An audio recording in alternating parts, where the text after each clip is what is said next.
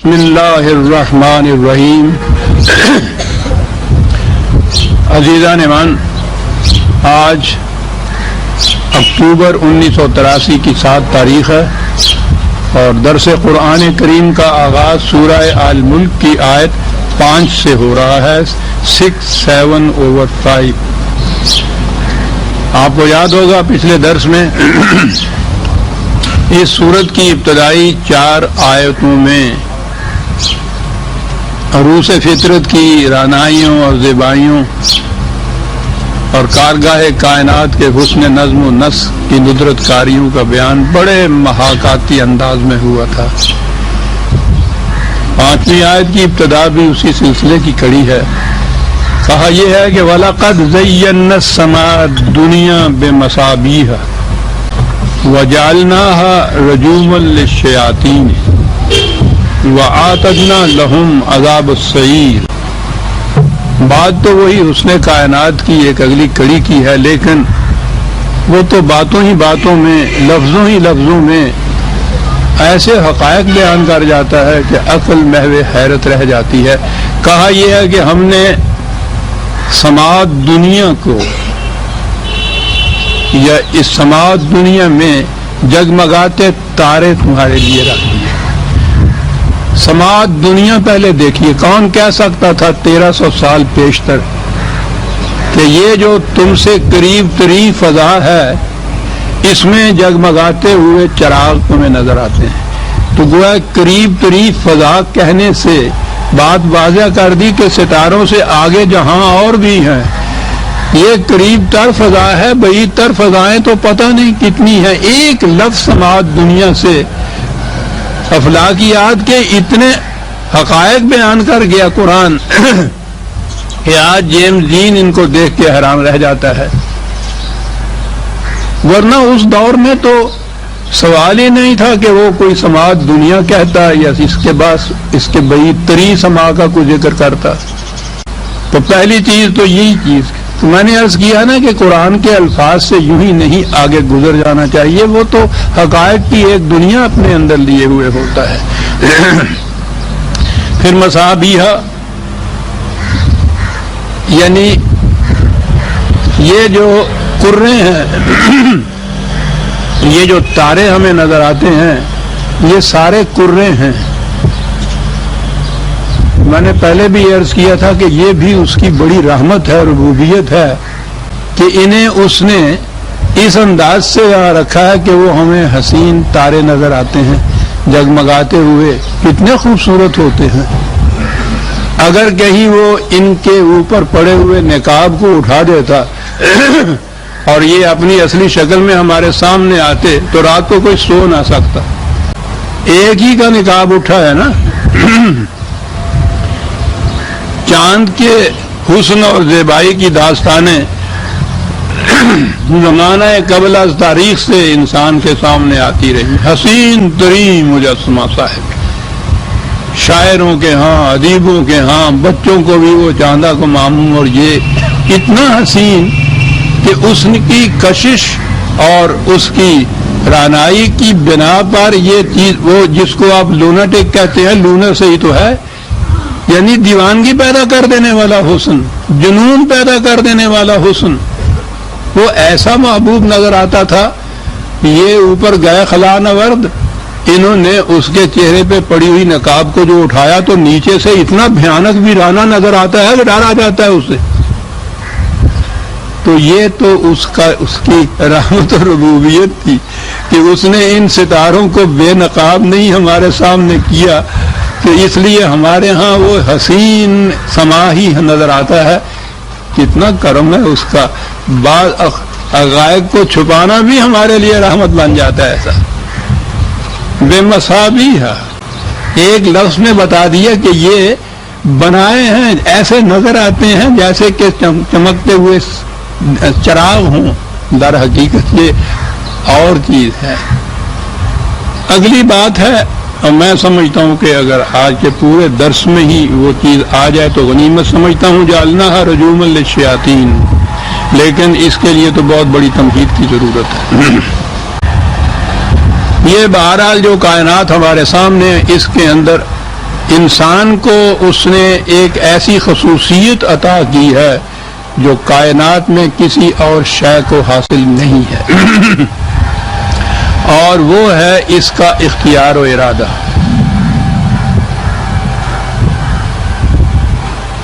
یہ خالصتاً خدا کی جسے اس نے روح یا توانائی کہا ہے یہ اس کے لیے مخصوص تھی، کسی اور کا اس میں حصہ نہیں تھا. انسان کے متعلق اس نے یہ کہا ہے کہ وَنَفَخْنَا فِيهِ مِن رُوحِنَا، اپنی توانائی کا ایک شمع انسان کو دے دیا.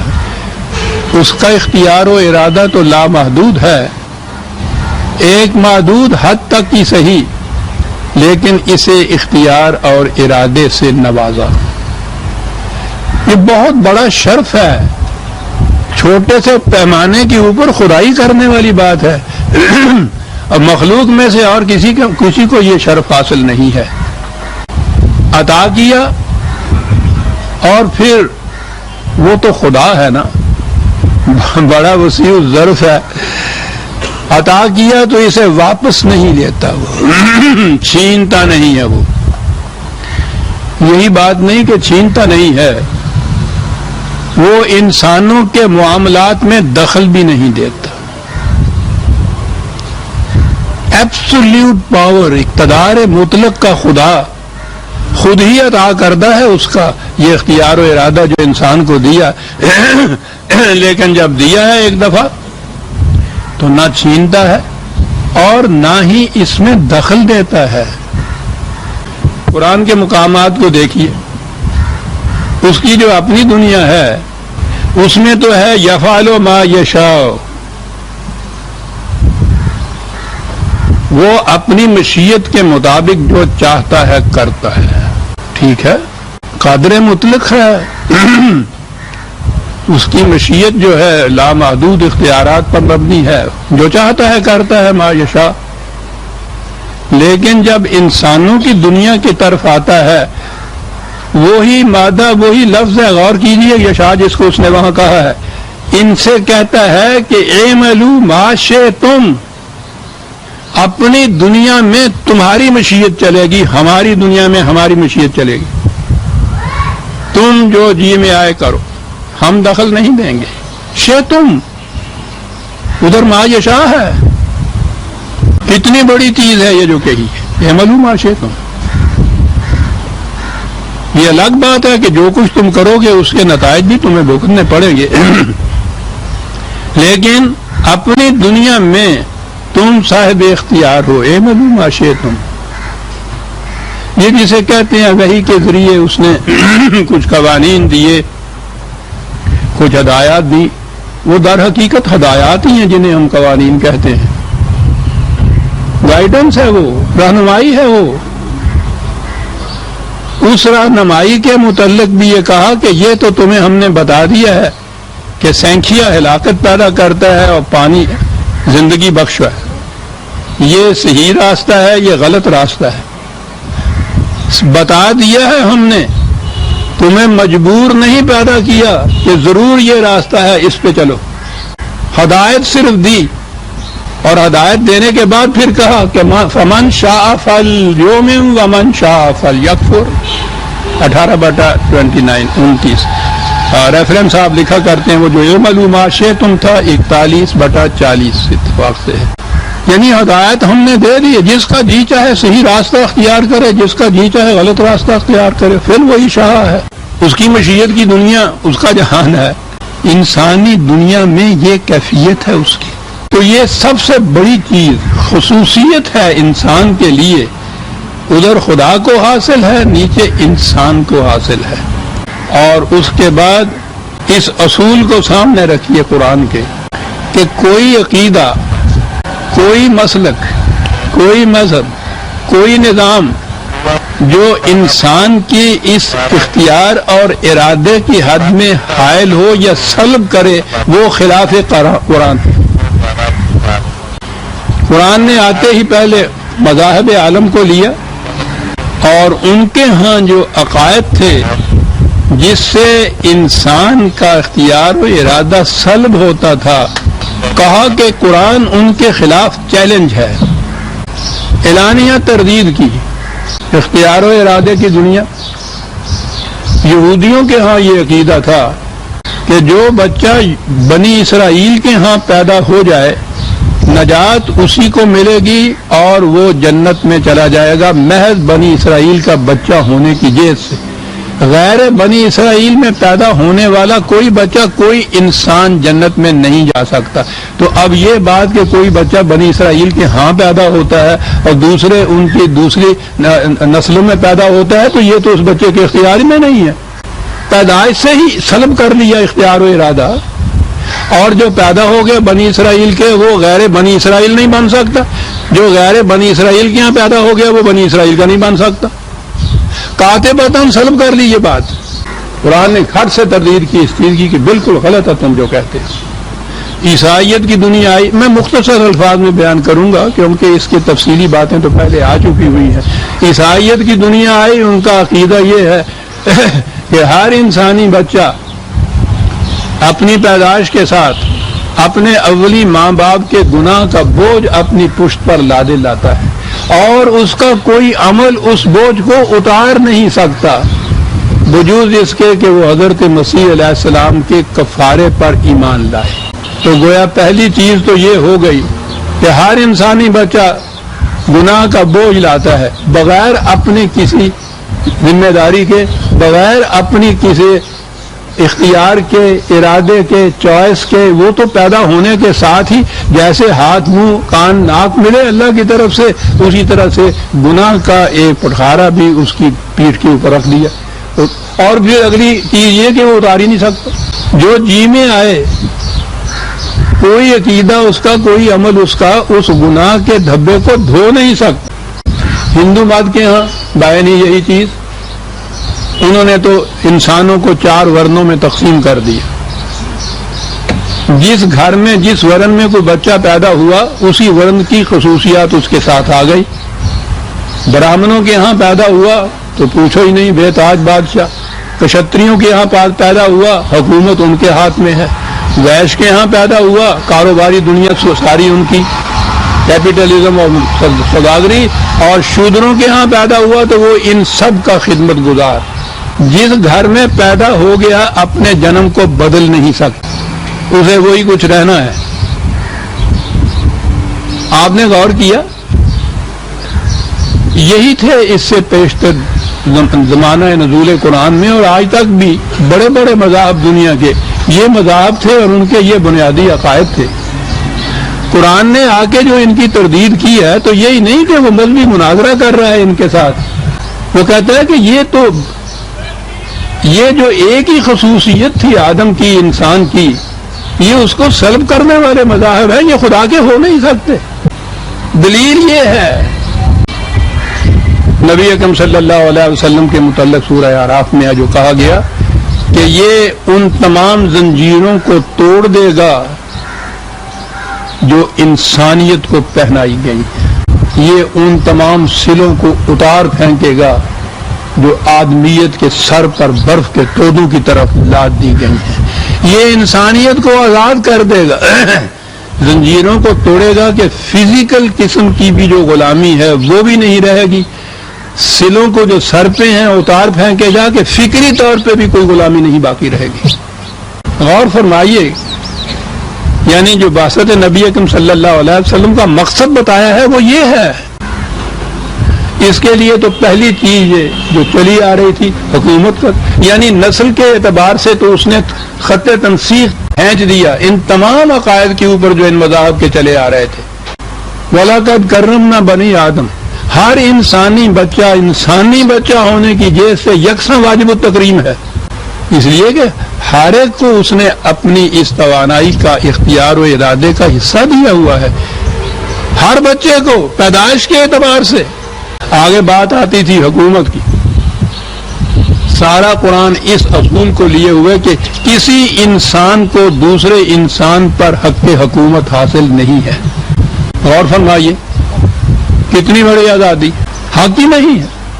نظم و ضبط کے لیے خدا کی کتاب میں جو اصول اور قوانین دیے گئے ہیں ان کو صرف نافذ کیا جائے گا ہر ایک پہ یکساں طور پر. اس میں کوئی بات نہ سربراہ مملکت کی ہے، نہ خصوصیت حکمران کی ہے، وہ سارے کے سارے اس کے تابع چلتے ہیں.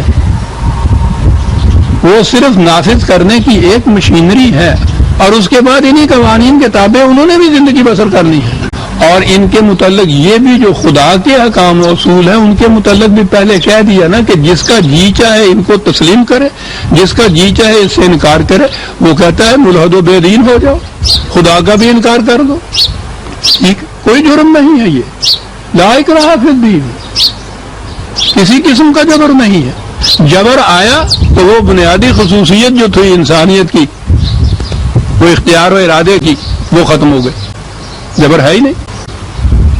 یعنی اندازہ لگائیے کہ قرآن کیا لے کے آیا اور کیا کیا. اور پھر جو اولی دور جو کچھ بھی اس کی ہمارے ہاں کچھ تاریخ ملتی ہے یا قرآن نے جو کچھ ان کے متعلق بیان کیا ہے، اس میں آپ دیکھیے کہ یہی شرف انسانیت ہے جس کا بار بار تذکرہ ہے.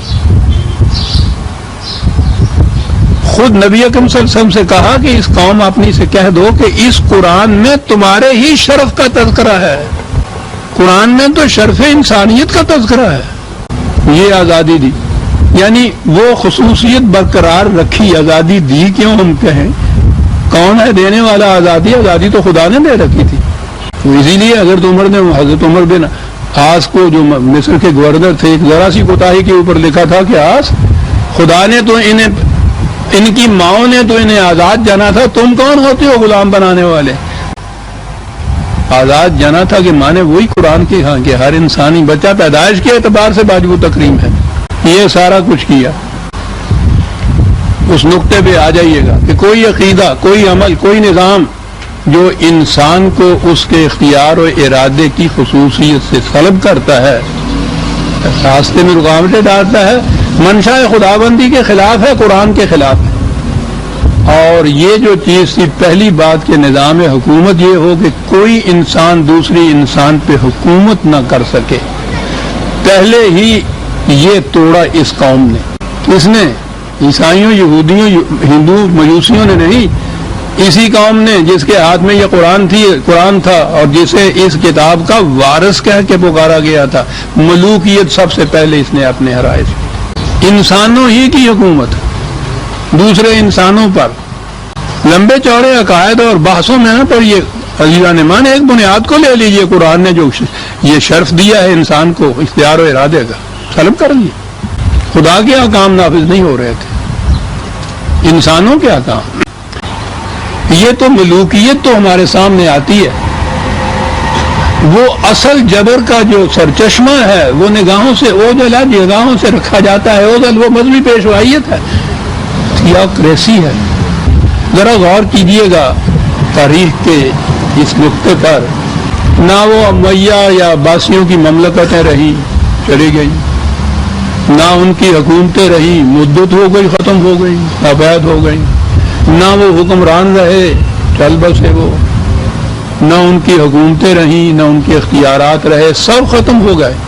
لیکن انہوں نے مذہبی پیشوائیت سے جو قوانین بنوائے تھے وہ آج تک آپ کے سر پہ مسلط چلے آ رہے ہیں.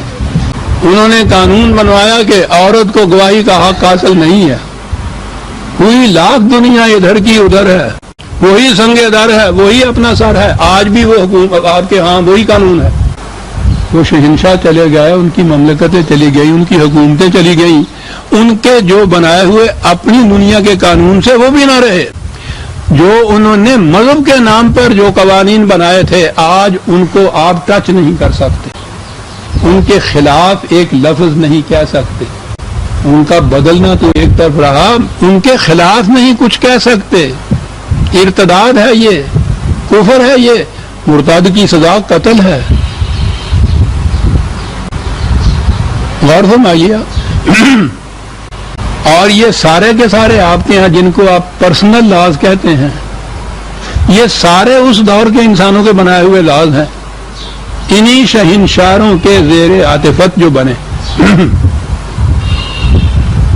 جو کچھ ان کی منشا تھی اس کے مطابق یہ سارا کچھ بنا. آپ کو معلوم ہے سب سے بڑی فقہ حنفی جو ہے اس کے ہاں یہ قانون ہے کہ یہ بادشاہ یا سلطان یا جن کو خلیفہ کہا کرتے تھے اس زمانے میں، قتل کے سوا کوئی جرم بھی کرے یہ ماخوذ نہیں ہو سکتا، اس سے باز پرس نہیں ہو سکتی. یہ فقہ کا قانون ہے آپ کے ہاں. یہ جتنے قوانین ہیں، لونیوں کے قوانین، عورتوں کو اس درجے پہ رکھنے کے قوانین، 4 بیویاں، طلاق طلاق طلاق سے سب کچھ ختم، یہ سارا قصہ. یعنی یہ آج کی جو وفاقی شرعی عدالت ہے، یہ قوانین اس کے دائرہ اختیار سے بھی باہر رکھے ہوئے ہیں. آج بھی جو قوانین اس انداز کے ہیں، 2 قسم کے قوانین آج بھی آپ دیکھ رہے ہیں نا، کچھ تو حکومت سے متعلق ہیں، ان کے نظم و نسق سے متعلق ہیں، وہ حکومت کی طرف سے نافذ ہوتے ہیں، اور جن کا تعلق ان معاملات سے ہے جسے آپ شرعی کہتے ہیں، وہ وفاقی شرعی عدالت ہے، ان کے متعلق وہ فیصلہ کرتی ہے. بنتے بھی وہ قوانین اسی طرح سے ہیں، ان کی توثیق سے بنتے ہیں. وہ جسے اسلام کہیں وہ اسلام کی حیثیت سے نافذ ہوتا ہے، اس میں آپ کو کوئی اختیار ارادہ نہیں.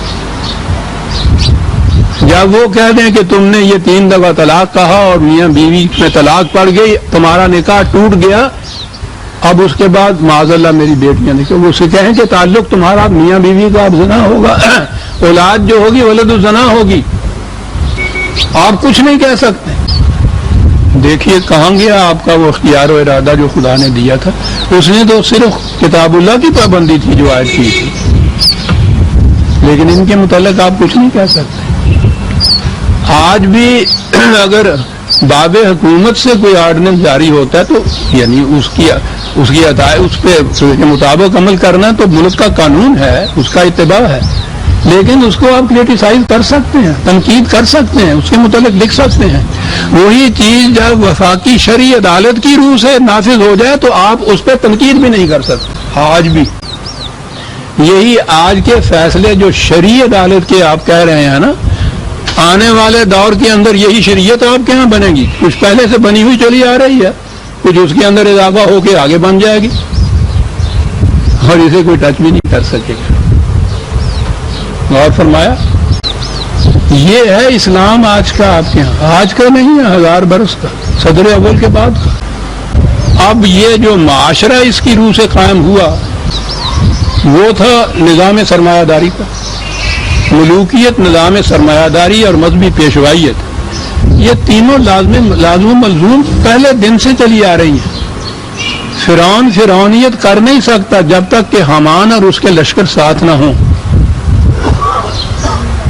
اور اس کی بنیاد جو ہے وہ قارون ہوتا ہے. تینوں ایک ہی درس میں قرآن نے بتایا ہے. اب بھوکے کے دل میں تو یہ خیال پیدا ہوگا نا کہ ساتھ ہی جو میری کوٹھی کے اندر مین بلڈنگ میں رہ رہا ہے، جو کچھ اس کے کتوں کو نصیب ہے میرے بچوں کو نصیب نہیں ہوتا. کہا خاموش، لب پہ لانا تو ایک طرف رہا، دل میں بھی اس کے خلاف کوئی بات نہ ہو کہ یہ تقدیر ہے خدا کی بنائی ہوئی، قسمت ہے تمہاری، لکھا ہوا ہے تمہارے ہاں، یہ ہے اللہ کا لکھا ہوا ہے، اس کا متعین کردہ ہے. تقدیر کا ایک مسئلہ آپ نے انٹروڈیوس کیا، یہ مجوسیوں کے ہاں کا تھا، اس لیے کہ ایران کی شہنشاہیت تو آپ کو معلوم ہے نا کس انداز کی تھی. یہ ساری چیزیں ملوکیت، شہنشاہیت جو ہے وہ بنواتی ہے. یہ ساری چیزیں جو ہے ساجھا اس طرح سے ہوتا ہے کہ شہنشاہیت محتاج ہوتی ہے کہ جو خود انہوں نے قانون بنانا ہے اس قسم کا وہ ان سے بنوائیں، تو یہ بنوائی تو لیتے ہیں، ہمارا حصہ کیا ہے؟ وہ حصہ دیتے ہیں. وہ حصہ یہ ہے کہ تمہاری دنیا میں تمہاری بادشاہی. ہم بھی نہیں، ان کا بنایا ہوا قانون آپ کا حکمران بھی نہیں بدل سکتا. عقیدہ تقدیر کہ صاحب اس قسم کے ظالم، جابر، مستبد جو انسانیت کا گلا گھونٹ رہے، خاموش. خدا جسے چاہتا ہے حکومت دیتا ہے، جسے چاہتا ہے چھین لیتا ہے، جسے چاہتا ہے وہ رزق دیتا ہے، جسے چاہتا ہے بھوکا مار لیتا ہے. ہر چیز پہلے سے لکھی ہوئی ہے. خدا کے ہاں سے یہ فیصلے ہوئے ہوتے ہیں. حتیٰ کہ یہ میاں بیوی کا معاملہ جس کے لیے رسم ایک ایسی چلی آ رہی ہے کہ وہ ابھی اس سے ایجاب و قبول جسے کہتے ہیں، یعنی یہ بھی ایک عجیب تماشا ہے، مذہقہ ہے.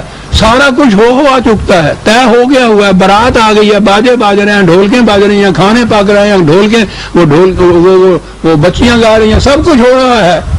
یہ سب کچھ ہونے کے بعد آخر میں ہوتا ہے کہ وہ بھی تو 4 کلمے والی گل بھی تو کر لاؤ، تو وہ پھر چلے جاتے ہیں ماموں لڑکی کا چچا اور یہ وہاں جا کے فلاں ابن فلاں فلاں تمہیں قبول ہے، اور وہ اگر نہ قبول کے معاملے میں بھی خاموش رہے تو حکم یہ ہے کہ لڑکی کی خاموشی جو ہے اسے قبولیت ہی سمجھ لیجیے، چلو جی۔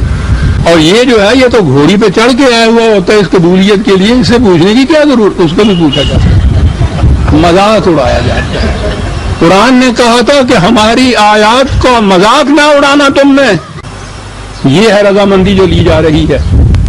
رضامندی لینے والا کون ہے؟ قرآن نے تو کہا ہے کہ میاں بیوی باہمی رضا ہوں نکاح ہوتا ہے۔ یہاں تو ولی کی اجازت کے بغیر لڑکی بالغ بھی اپنا انتخاب نہیں کر سکتی۔ برکت بعض حالات میں اگر ان کو لڑکی نے کہیں کو چن بھی لیا کر بھی لیا ہے تو انہیں اس کا اختیار ہے کہ یہ جو وارث یا ولی جس کو وہ کہتے ہیں وہ اس نکاح کو فسخ کر سکتے ہیں، اختیار و ارادہ۔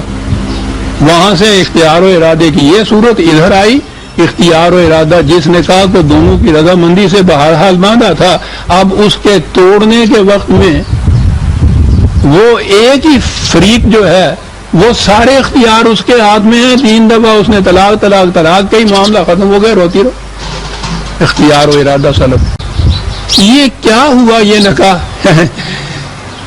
اے جی نکاح جڑے نے تے عرشاں تے بدے رہندے نے نا، دنیا یہ تے ایویں کھڑاؤنا ہی ہوندا ہے، وہ عرشاں دا بدہ ہے نکاح، وہی تقدیر سنجوگ دا لکھیا ہوا۔ روز ہماری بچیوں کے آنسوؤں میں یہ بات آتی ہے، سنجوگ دا لکھیا ہے میرے چولی چ پہ گیا، ادھر آنے ہی نہیں دینا کہ کس نے یہ ہمارے اختیار و ارادے کو سلب کر لیا، کس نے ہمیں مجبور کر لیا کہ ہم زبان تک بھی یہ بات نہ لائیں، کس نے اتنا جبر کیا کہ گلا گھونٹ دیا ہمارا، یہ بھی نہ کہہ سکیں کہ ہمارا بھی کچھ حق ہے اس میں۔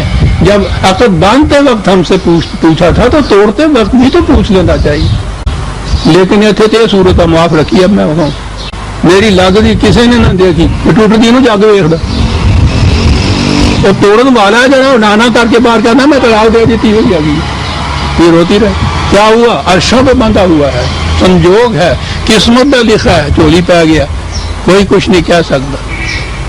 مظلوم کی ایک داد کی دروازے یہی تھی نا کہ وہ باپ کے دروازے پہ آ جاتی، وہ دروازے میں اندر نہیں قدمیں رکھن دیتا کہ وہ کہتا کہ بیٹی اس گھر سے جو ڈولا گیا ہے نا اب تو یہاں تمہارا جنازہ ہی آ سکے گا، کوئی جگہ نہیں۔ یہ خدا کے حکم کے خلاف ہے اگر خامد مجازی خدا بن گئے۔ آپ دیکھتے ہیں کہ ملوکیت کا استبداد جو شریعت کی روح سے آپ نام سے آتا ہے، معاذ اللہ، وہ کیا کیا گل کھلاتا ہے آپ کے، کیا چیزیں ہیں یہ، ایک ایک مسئلہ تو لینے کی ضرورت نہیں ہے۔ وہی بنیاد کہ وہ جسے قرآن نے بنیادی خصوصیت بتائی تھی انسان کی، اسے ہی سلب کر دیا انسان کو۔ حیوان کو بھی کچھ اپنا اختیار ہوتا ہی ہے، اتنا اختیار بھی تو نہ رہنے دیا، تقدیر کا مسئلہ اس میں آ گیا ہے۔ اہمیت اتنی اس کو دی کہ 5 اجزائے ایمان تو خدا نے مقرر کیا، اللہ پر ایمان، اس کے رسولوں پر ایمان، کتابوں پر ایمان، ملائکہ پر ایمان، آخرت پر ایمان، سارے قرآن میں یہی اجزائے ایمان ہے۔ انہی کے ماننے سے ایمان آتا ہے، ان کے انکار سے کفر لازم ہوتا ہے۔ لیکن اس کے بعد ہمارے ہاں دور ملوکیت کا جو ایمان ہے اس میں 6واں جز ایمان کا تقدیر ہے۔ اب بھی جہاں جہاں آمن تو باللہ پڑھایا جاتا ہے، اب تو بہرحال وہ رسمی ختم، اس میں یہ 6واں شامل ہوتا ہے، لکھا ہوا ہے ایمان کے اجزاء میں یہ 6واں ایمان۔ بڑی بڑی اہم کتابیں یاد مجھے آ گیا، یہ کوئی گاؤں کے حجروں والے ملا کی بات نہیں ہے۔ سیرت النبی کی وہ 5-6 جلدیں علامہ سید سلیمان ندوی مرحوم نے جو لکھی ہیں، ان میں جہاں عقائد پہ بات آتی ہے تو 5 عقیدے تو یہ جو ہیں قرآن کے، کوئی 100 صفحہ اس عقیدے کے متعلق ہے۔ یہ عقیدہ تقدیر جو ہے اس کو بھی وہ جزو ایمان قرار دیتے ہیں۔ یہاں تک تقدیر کو لے آئے کہ لب کشائی نہ ہو سکے کسی ظلم کے خلاف، کسی استبداد کے خلاف، کسی جبر کے خلاف، کوئی حق مانگ ہی نہ سکے. دیکھ رہے ہیں آپ. اور پھر یہ جو لطیف چیز سٹل چیز ہونے کی ہے نا کہ یہ سارا کچھ کیا بھی جائے اور محسوس بھی نہ ہونے پائے، یعنی حکمرانوں کے جبر کے خلاف تو پھر بھی کوئی اجیٹیشنیں ہوتی ہیں، کوئی آہو فغاں ہوتی ہے، کوئی بات بھی ہوتی ہے. یہ شریعت کے راستے سے جو آپ کے ہاں جبر ہوتا ہے اس کے خلاف ایک لفظ نہیں کہا جا سکتا. اس میں تقدیر کا حصہ آپ کے ہاں. سرمایہ داری نہیں مٹا سکتی کہ رزق خدا نے اپنے ہاتھ میں رکھا ہے. ملوکیت کے استبداد کے خلاف لب کشائی نہیں کی جا سکتی کہ خدا جیسے چاہتا ہے حکومت دیتا ہے. بعد میں سے بات نکل آئے کہ خدا بھی پھر معاذ اللہ عجیب ہے. فرعون کو وہ حکومت بھی دیتا ہے، موسیٰ سے کہتا ہے جاؤ چھین لے علیہ السلام. کیا باتیں میں بتاؤں اس کے متعلق. یعنی یہ چیز جو ہے ایک لفظ نہیں آپ کہہ سکتے. یہی چیزیں جو شریعت کے نام سے آپ کے ہاں آتی ہیں، یہ نہیں کہ ان حکمرانوں کی موجودگی میں ان کی حکومت کے دور میں نہیں کہہ سکتے تھے، آج بھی نہیں کہہ سکتے.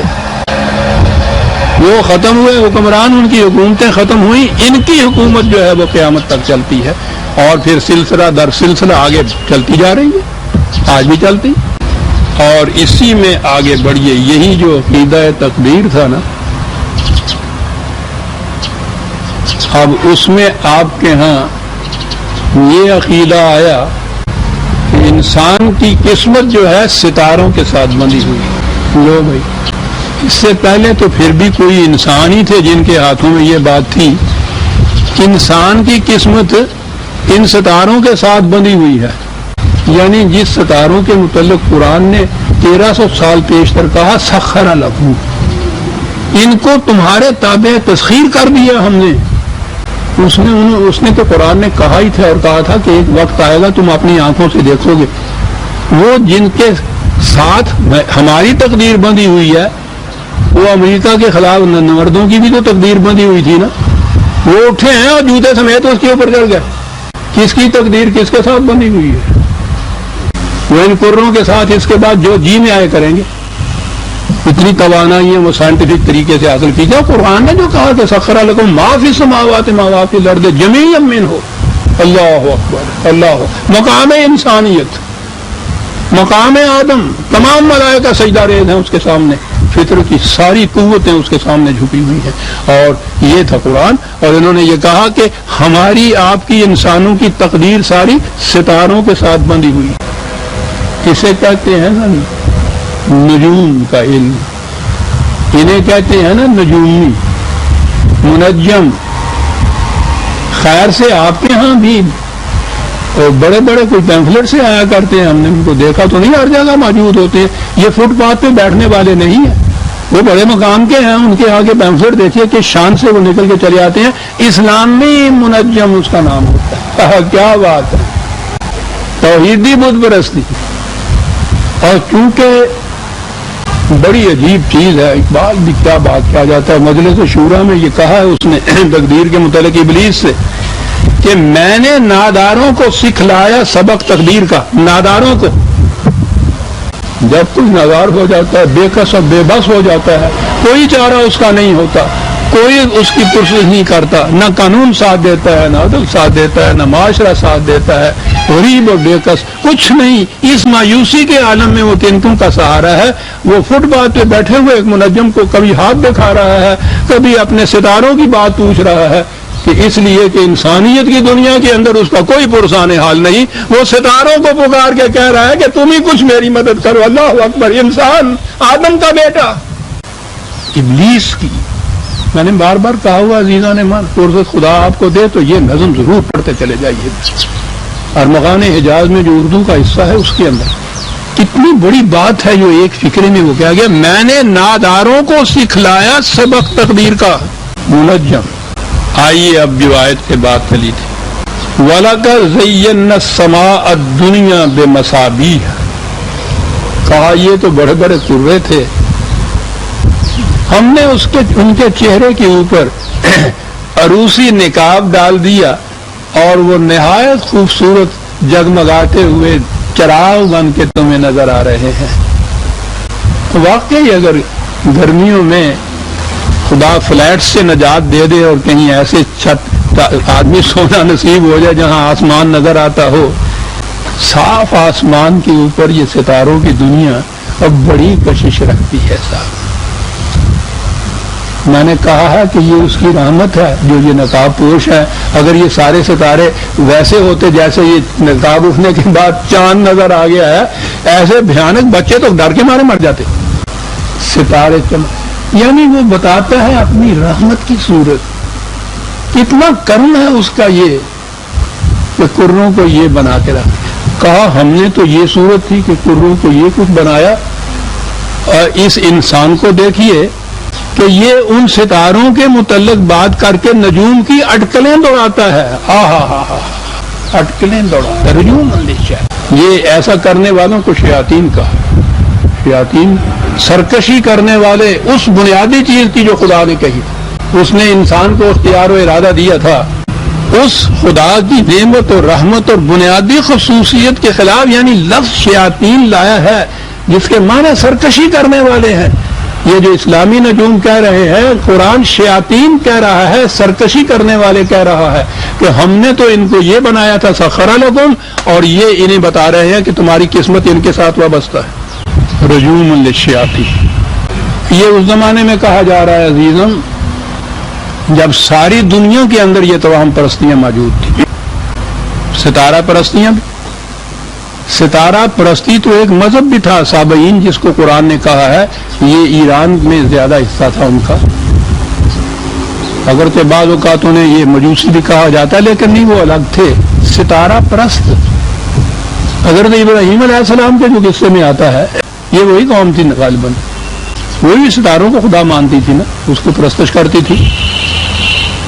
یہ پرستش نہ بھی ہو, یہ چیز کے ساتھ ستاروں کے ساتھ قسمتیں وابستہ ہیں. یہ تو قریب قریب ساری دنیا میں یہ بات پھیلی ہوئی تھی. اور عربوں کے ہاں تو ایسی قوم جس کے ہاں نہ علم تھا نہ اس سے پیشتر دین تھا, ان کے ہاں تو ساری توہم پرستیاں تھیں. یہ جو قرآن نے یہ کہا ہے نا کہ کبھی کہانت پیشگوئیاں کرنے والے وہ بھی ذائچے بنا بنا کے اس قسم کی پیشگوئیاں کرتے ہیں نا, ہندوؤں کے ہاں جو ہوتا ہے ہاتھوں کی لکیریں دیکھ کے پیشگوئیاں کرنے والے. کاہن بھی قرآن نے کہا, شاعر بھی کہا. شاعر یہ نہیں کہ نظم میں کوئی شعر کہنے والے, بلکہ ان کے ہاں عقیدہ یہ تھا کہ انہیں بھی الہام ہوتا ہے. ساحر بھی کہا, شاعر بھی کہا, اور یہ منجم بھی کہا. یعنی مذہب کی دنیا میں جہاں جہاں بھی جبر اور استبداد تھا, یعنی انسان کے اختیار و ارادے کو سلب کرنے والے جتنے عقائد تھے ان کے خلاف چیلنج دیا. اور یہ جو توہم پرستی کی رسومات یا عقائد عام طور پہ جاری تھے, مروج تھے اس دور میں, خاص طور پہ عرب میں, ان کے ہاں کے کاہنوں کو پوچھیے نہیں قرآن نے کیا کچھ کہا. ان کے ہاں کے سحر کے دعوے داروں کے خلاف کیا کچھ نہیں کہا.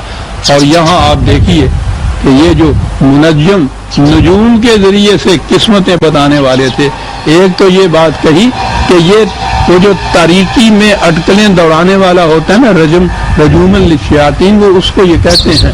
رجم کے معنی ویسے تو کچھ پھینکنا ہوتا ہے, وہیں سے یہ ہے نا عقیدہ رجم, پتھر مار کے جو سنسار کر دیتے ہیں, یہ وہی بنیادی طور پہ یہ وہی لفظ ہے. ایسے یہ عربی زبان کے اندر ان کے ہاں ان کو وہ جو چیزیں قیاس آرائیاں کرتے تھے نا تاریکیوں میں, تیر پھینکنا, کہ پتہ نہیں ہمارے ہاں بھی ہے, لگ گیا تیر نہیں تو چکا, یہ بیان ہی اس معنی میں آتا ہے. تو یہ کہا کہ ستارے تو یہ تھے, اور ان کی کیفیت دیکھو کہ دوڑاتے ہیں, اٹکلیں منسوب کرتے ہیں ستاروں سے. عقیدہ یہ بنا ہوا ہے کہ تمہاری قسمت اس کے ساتھ وابستہ ہے. اور آپ کے ہاں تو پھر یہ بڑے بڑے میگزین جو نکل رہے ہیں ان میں دیکھیے خاص ایڈیشن, اسلامی ایڈیشن جو چھپتا ہے نا, اس میں تو پورا صفائی ہوتا ہے یہ علم نجوم کا, ستاروں کا. یہ زحل میں داخل ہو گیا, یہ مریخ کے ادھر آ گیا, اور افراد کا ہی نہیں, قوموں کا, ملکوں کا, حکومتوں کا. اس حکومت امریکہ کا بھی میں نے جیسا کہا ہے کہ وہ تو اس کے اوپر بھی چڑھ دوڑے. ذائقے میں یہ بھی بتاتے ہیں نہ افراد میں کوئی اختیار و ارادہ, نہ قوموں میں اختیار و ارادہ. وہ تو بہرحال اس پہ مذاق سمجھ کے ہنس دیتے ہیں.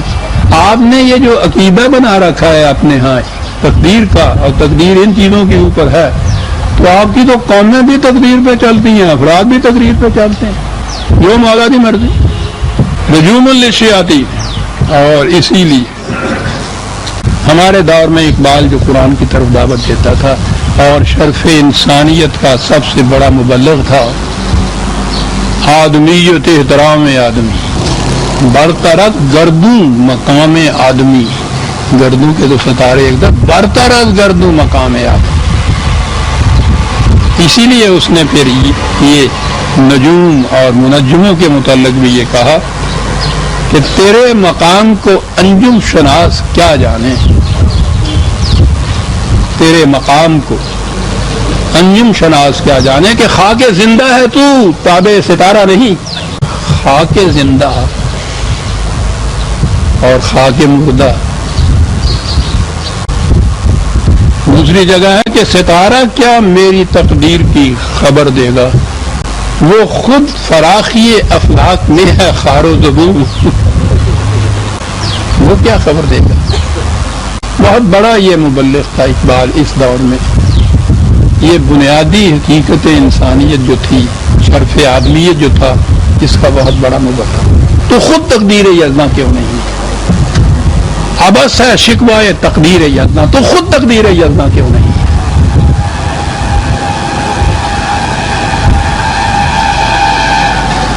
تو اپنی سرنوشت خود اپنے قلم سے لکھا، خالی رکھی ہے خامہ نے تیج بھی، پلین سلیٹ دی، اپنی سرگزشت خود اپنی قلم سے لکھا، اور سارا قرآن اسی سے بھرا پڑا، ایک ایک قدم کے اوپر ہوتا ہے۔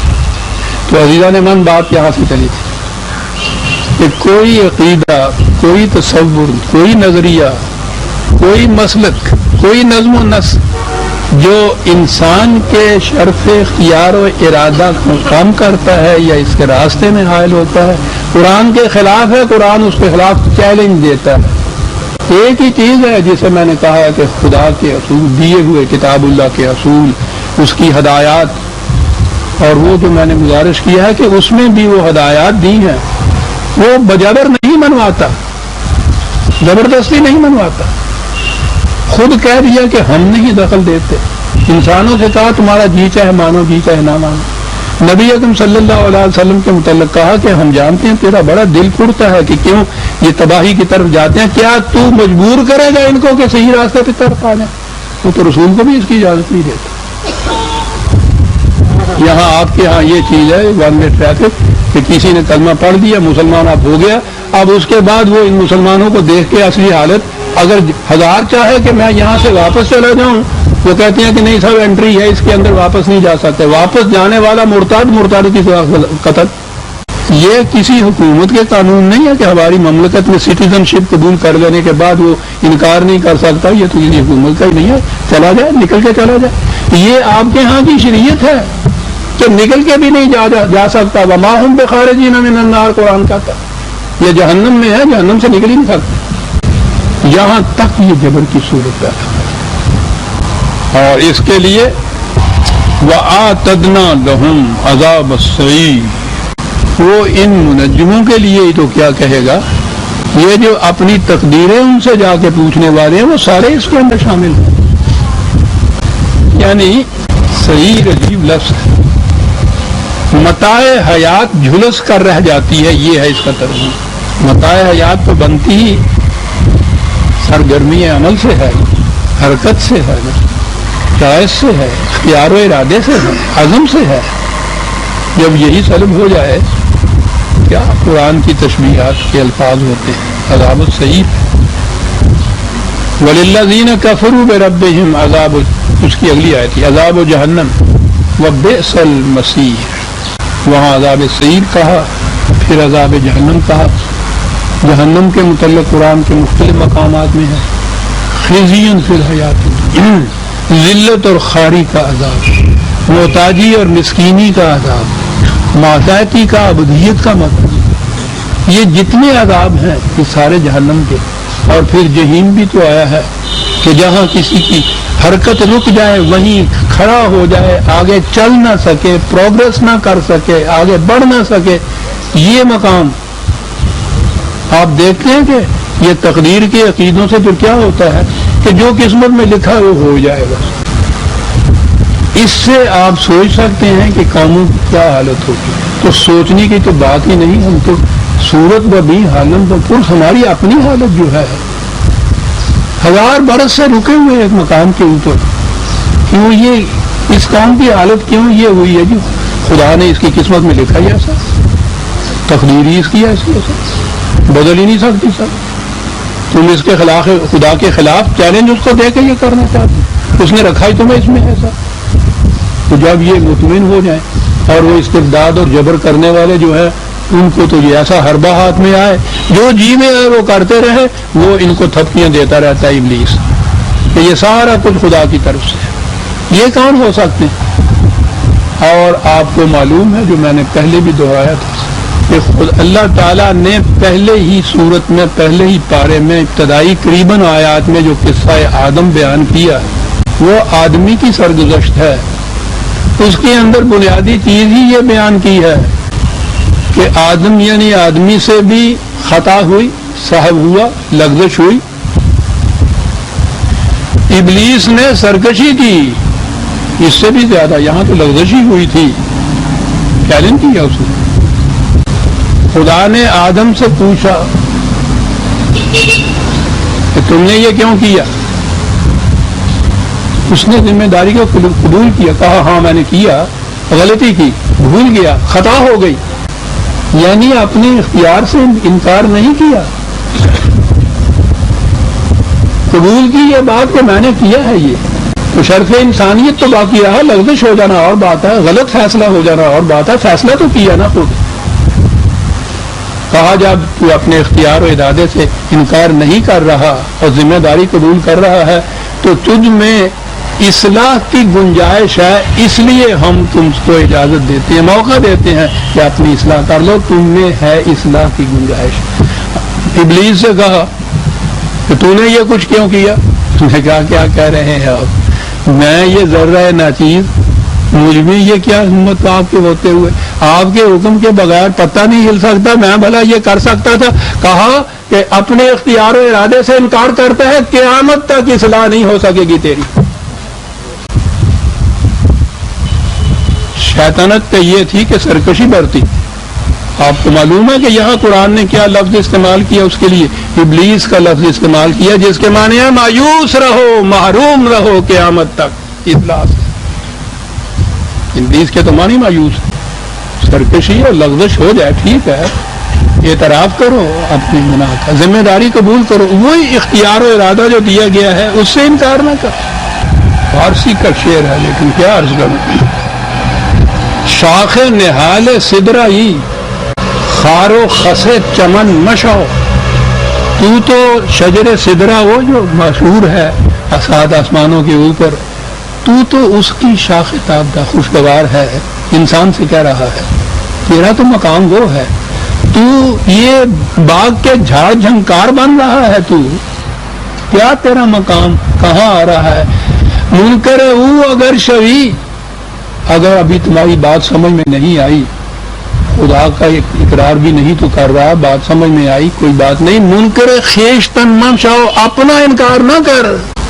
اپنا انکار تو یہ ہے نا کہ میں کون ہوں یہ کرنے والا, مجھ میں تو یہ استعداد ہی نہیں, اختیار ہی نہیں, ارادہ ہی نہیں.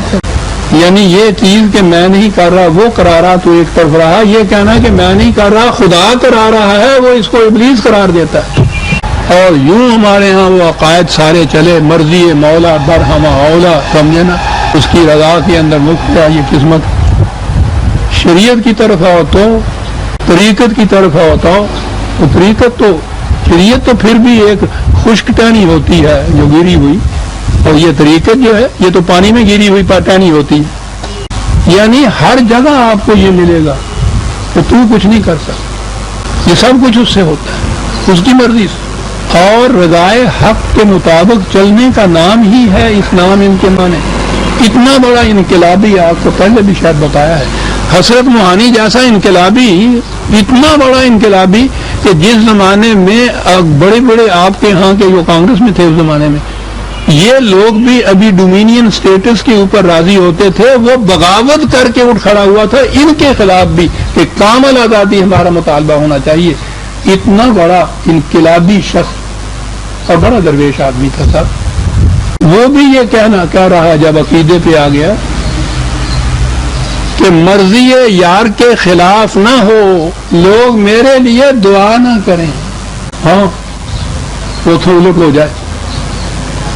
وہ میں نے پوچھے یہ میں تینوں کنگال رکھا جی بیمار پایا ہے جی تو یہ شروع کرا. میں کہہ سکنا بھی یہ نہ کیتا جی تینوں روکیا نہیں آتا تھا. مرضی یار کے خلاف نہ ہو، لوگ میرے لیے دعا نہ کریں. میں تو کروں گا ہی نہیں، آپ بھی نہ کیجیے. مرضی یار کے خلاف نہ. عزیزوں نے مان یہ چیزیں شاعری نہیں، یہ چیزیں یوں ہی عقائد نہیں، یہ گاؤں کے پکی روٹی والے ملا کی بات نہیں. آپ کا اسلام یہ بن چکا ہوا ہے 1000 برس سے دور استبداد کا.